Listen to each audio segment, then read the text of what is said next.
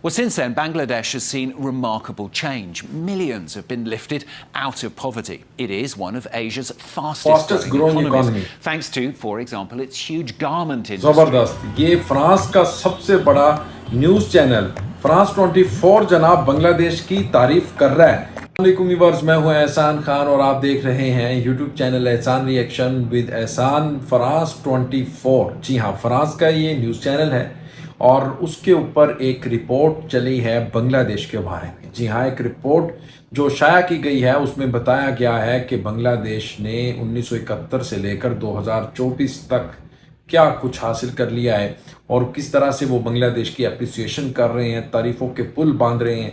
वो कह रहे हैं कि बांग्लादेश फास्टेस्ट ग्रोइंग इकॉनमी बन चुका है और बांग्लादेश में लगभग 80 लाख और 1 करोड़ के करीब लोगों ने अपने आप को गुर्बत की लकीर से बाहर निकाल लिया। यानी हुकूमत की जो पॉलिसी थी इसके ऊपर, बांग्लादेश की हुकूमत ने अपने गुरबा को यानी गुर्बत से पॉवर्टी को कैसे कम किया। 80 लाख 1 करोड़ के करीब लोग कैसे गुर्बत की लकीर से बाहर निकले।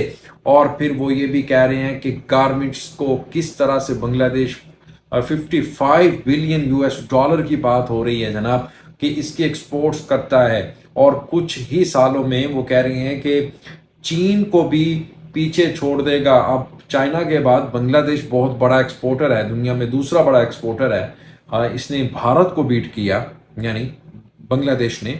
और वो ये भी कह रहे हैं, यानी फ्रांस 24 फ्रांस का जो न्यूज़ चैनल है उनके जो एंकर हैं वो ये भी कह रहे हैं कि कुछ सालों में ही आप देखेंगे कि ये चाइना को बीट करता हुआ बांग्लादेश नज़र आएगा। बांग्लादेश ने जो डेवलपमेंट के मैदान में किस तरह से अपनी सलाहियतों का लोहा मनवाया है, इसके ऊपर देखें। पहले जो वेस्टर्न कंट्रीज़ का मीडिया हुआ करता था वो बांग्लादेश का नेगेटिव फेस दिखाया करता था कि यहाँ पर पॉपुलेशन बहुत ज़्यादा है, यहाँ पर पोल्यूशन, ट्रैफिक और लोग, भीड़, पता नहीं इस तरह का जो फेस है बांग्लादेश का। यहाँ पर फ्लड, साइक्लोन और क्या कुछ आता है, पानी पानी और लोग कैसे जनाब, उनके जो फार्मर्स हैं, जानवर हैं, वो कैसे मर रहे हैं, लोगों का जीना बहुत मुहाल है। यानी इस तरह की रिपोर्टिंग हुआ करती थी। अब जो वेस्टर्न कंट्री है उसको मजबूर देखें, जब आप देखें यूरोपीय यूनियन के अंदर बहुत बड़ा एक्सपोर्टर है बांग्लादेश की गारमेंट्स, पोशाक वहाँ पर जाती है। अब वहाँ का मीडिया भी मजबूर हो गया है। यानी फ्रांस 24 एक बहुत बड़ा न्यूज़ चैनल है, उसके ऊपर जब आपके बारे में इस तरह की रिपोर्ट चले तो मैं समझता हूँ आपके लिए बड़ी ही ऑनर की बात है। मैं चाहूँगा कि सबसे पहले ये व्यूवर्स वीडियो देख लें, फिर हम इसके ऊपर बात करेंगे। वीडियो देखने से पहले चैनल को सब्सक्राइब कर लें और बेल आइकन भी प्रेस कर दें। जो दोस्त चैनल पर फर्स्ट टाइम विजिट कर रहे हैं उनसे मेरी रिक्वेस्ट है कि आपने बेल आइकन इसलिए भी प्रेस करना ताकि आने वाली वीडियोस के नोटिफिकेशन आपको मौसूल होते रहें, मेरा और जो आपका राब्ता है इसी तरह बहाल रहे। आइए जी वीडियो देखते हैं।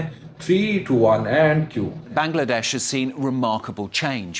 Millions have been lifted out of poverty. It is one of Asia's fastest growing economies, thanks to, for example, its huge garment industry.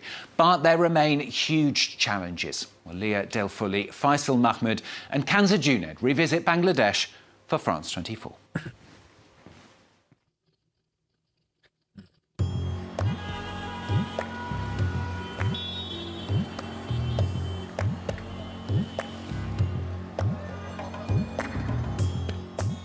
In this building located in the business district of the capital, Dhaka.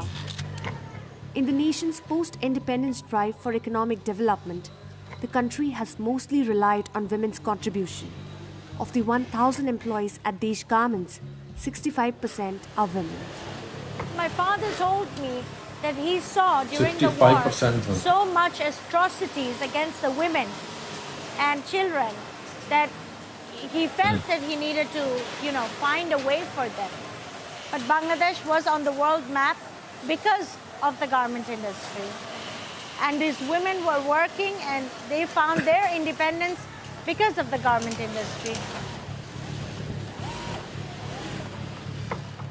A market worth over $55 billion makes Bangladesh the world's second largest textile exporter, trailing only behind China. The country currently has 4,500 garment factories, employing 4 million workers, with over half of them women. Among these workers is Rukia, who has been working at a factory in Dhaka for over 10 years. 6 days a week, She sews shirts for major European brands. Before, I used to just be a housewife, but now not only do I give money to help my family, I can also help my husband take care of my children financially. I have more respect now in society. She feels the textile industry has changed the lives of people in Bangladesh. Before, in Bangladesh, there were lots of shortages, even famine. People couldn't eat.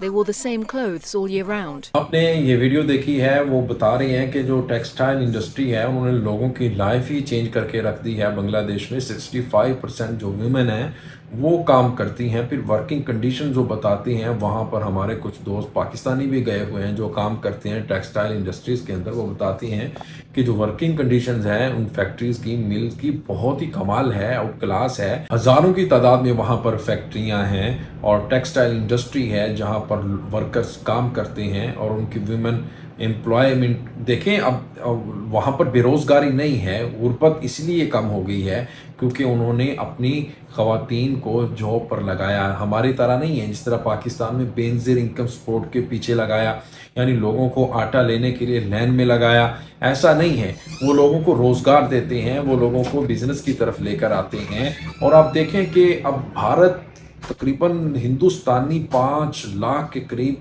जो बांग्लादेश में मुख्तलिफ IT और textile industry के अंदर वो काम कर रहे हैं इलीगली। और इसके ऊपर अब रिसेंटली एक्शन भी हुआ है कि बांग्लादेश चाहता है कि जो भी इलीगली यहाँ पर काम कर रहे हैं, अब वक्त आ गया है कि एक तो लीगल आकर काम करें, और लीगल लोगों का यहाँ पर कोई ठिकाना नहीं है। अब उनका वक्त आ चुका है कि उनको वापस भेजा जाए। यानी आप डिमांड देखें, बांग्लादेश में एम्प्लॉयमेंट कितनी ज़्यादा है और लोग कैसे आ रहे हैं कमाने के लिए। और आप भारत को ही देख लें, जो भारत इतनी इतनी बड़ी बातें करता है, वो उनके लोग यहाँ पर 5 लाख के करीब जो इलीगली आकर काम कर रहे हैं, 1 लाख लीगली काम कर रहा है। तो और रेमिटेंस बहुत ही ज़्यादा यहाँ से वो लेकर जाते हैं भारत में। तो अब बांग्लादेश के बारे में फ्रांस 24 की किस तरह से शानदार ये रिपोर्ट आई है और वो बात कर रही है कि ये तो नेक्स्ट चाइना है, ये तो चाइना को भी पीछे छोड़ देगा। जिस तरह से ये इस वक्त तरक्की की मनाजिल तय करता हुआ नजर आ रहा है, फास्टेस्ट ग्रोइंग इकॉनमी बन गया है। G20 समिट में इसको स्पेशल गेस्ट के तौर पर बुलाया जाता है और 5-6 सालों के अंदर ये G20 का मेंबर बन जाएगा। और फिर आप देखें कि जब आप G20 का मेंबर बनते हैं तो फिर आपकी दुनिया की नज़रों में, दुनिया में किस तरह से रिस्पेक्ट होती है, दुनिया आपको किस तरह से देखती है, ये भी तो देखें ना।